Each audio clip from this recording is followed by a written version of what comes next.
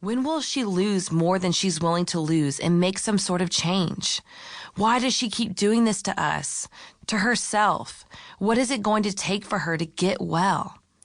Kind and brilliant Brad said, Landra, I think that she really needs from us is just acceptance. No more advice, no more telling her what to do. She just really needs to know that we're beside her on this journey, that we love her no matter what.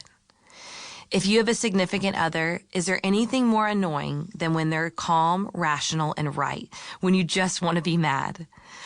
But he was right. Libeth just needed our love.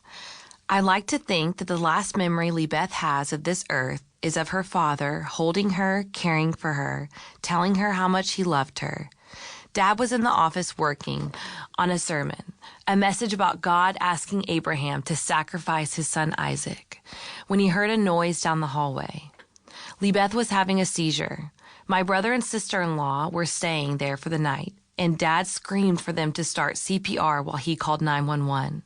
The paramedics who arrived were able to find a faint heartbeat but no pulse.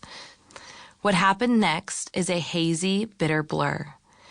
Intubation, doctors, my dad trying to fly my mom back home, calls, text, prayers, tears, heart-shattering. I'm sorry, the doctor finally said. There's nothing left for us to do. Libeth is gone.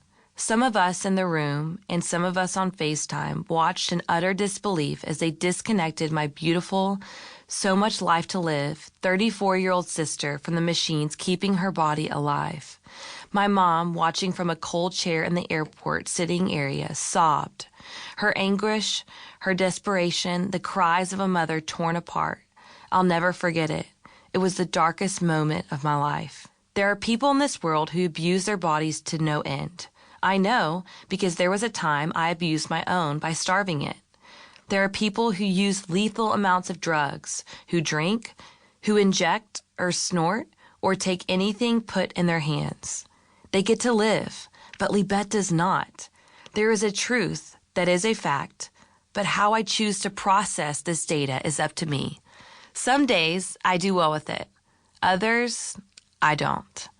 I have a daughter of my own, Sterling. She's perfect, and I love her so much it is literally painful. Have you ever asked your kid, what's something mommy or daddy says all the time? Be careful if you do, because kids don't lie about stuff like this. When we posed this question to Sterling, without hesitation, her response was, Mommy says, no, no, no, no, no, complete with a full-on finger wag. In fact, I'm pretty sure that no was Sterling's first word. It's cute when a toddler says it, but when God says it, it doesn't feel cute. If you've been told no by God before, you can relate. Pretty sure that's all of us. When God doesn't answer our prayers the way we want, when something feels unfair or unjust, when bad things happen, when we're disappointed, stuck, hurt, or angry, it can feel an awful lot like God has stopped caring about us.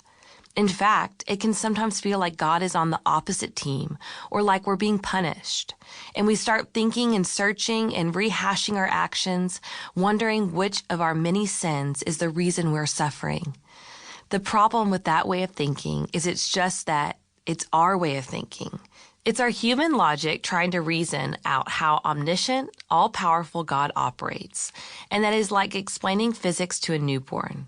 We cannot wrap our minds around the infinite power of the Almighty Creator. But we like to try. And we also like to give Him feedback when things don't go the way we think they should. If you break it down, if you bring our experiences of adversity and struggle into the light of God's Word, it would be more surprising if we didn't face difficulty. I mean, aren't we promised as much? John 16:33 says, I have told you these things so that in me you may have peace. In this world you will have trouble, but take heart, I have overcome the world. NIV. In this world you will have trouble. This is 100% the truth. But take heart, I have overcome the world. This is also 100% the truth.